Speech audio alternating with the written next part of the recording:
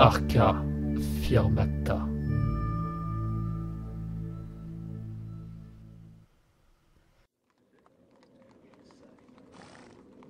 L'épidémie s'étend sur la ville. La préfecture ouvre des dispensaires spécialisés. Le corps médical impuissant. Achetez l'intransigeant. Édition spéciale de la nuit du 14 octobre. Quelle soirée! Tu as vu les nuages au-dessus de nos têtes? Ils n'étaient pas là tout à l'heure. Brrr!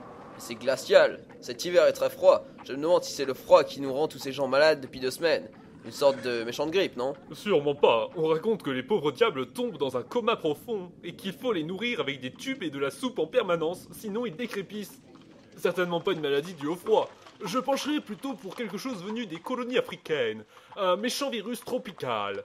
D'ailleurs, Louis Pasteur aurait déclaré que son prochain institut fera aisément la lumière sur...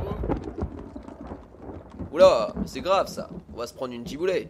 Fin octobre, c'est une première. J'espère que cela ne va pas endommager la construction de notre dame de fer. Ils en sont au second étage, tu vois.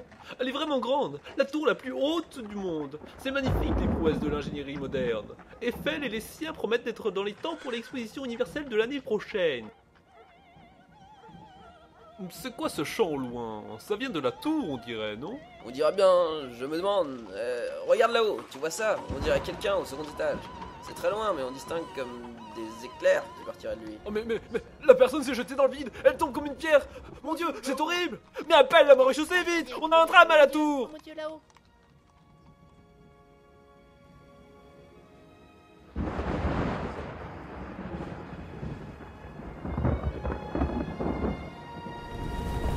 Ceci est mon dernier chant, le plus beau sans doute.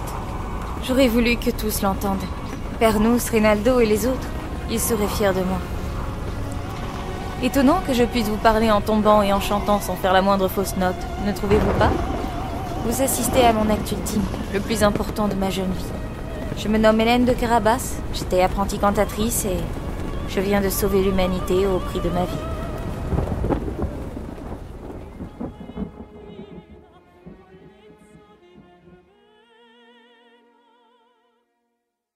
Comment tout cela a-t-il commencé, vous demandez-vous peut-être? Je pense que c'était hier, dans la matinée, au Conservatoire de musique de Paris, là où je fais mes études de chanteuse d'opéra. Il y a ce professeur, Monsieur Reynaldo Hahn. Il pense que je suis talentueuse et vient souvent me voir pour m'encourager. J'aime l'écouter et le croire, mais il semble clair qu'il n'a pas que ma carrière en tête.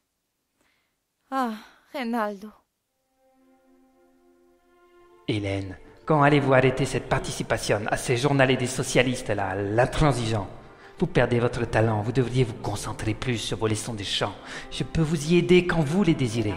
Monsieur Hahn, que dirait-on si l'on savait qu'un enseignant tel que vous donne des cours particuliers à une étudiante? Le scandale ne vous effraie donc pas? Hélène, vous vous jouez des moi, n'échangez pas de conversation. Je sais de sources sûres que Pauline Viardot, la grande cantatrice, va venir en personne la semaine prochaine dans notre conservatoire, choisir une jeune élève qu'elle formera elle-même pour peut-être la remplacer un jour sur les grandes scènes du monde. Madame Viardot? Dans ce conservatoire?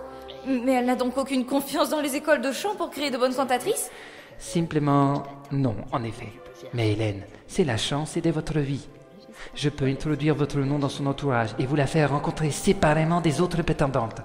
Encore faudrait-il que vous soyez au meilleur de votre forme pour donner tout votre talent. Monsieur Hahn, votre sollicitude me touche. Si mes camarades pouvaient penser la même chose. Pauline Viardot... Cela risque d'être sans pitié entre les étudiants, mais je refuse d'avoir un quelconque passe-droit. Il me faut une belle toilette à mettre pour cette audition. Je pense que je vais vendre encore un article et peut-être avec mes économies aurai-je assez. Hélène, je vous donne cet argent. Tout ce qu'il faut, c'est que vous vous y prépariez avec passion et... Il est hors de question d'accepter votre argent, monsieur. Je paye mes études et ma vie à Paris avec mes articles. Je peux également me payer une toilette avec.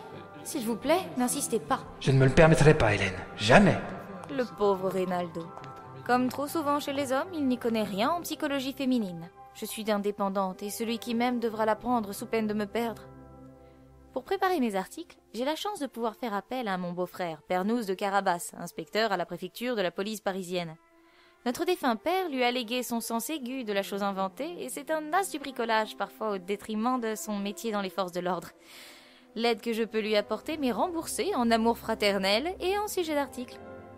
Je m'en allais donc le retrouver à son lieu de travail, sans savoir que, justement, une affaire un peu spéciale allait lui être confiée par l'illustre préfet Lauzet en personne.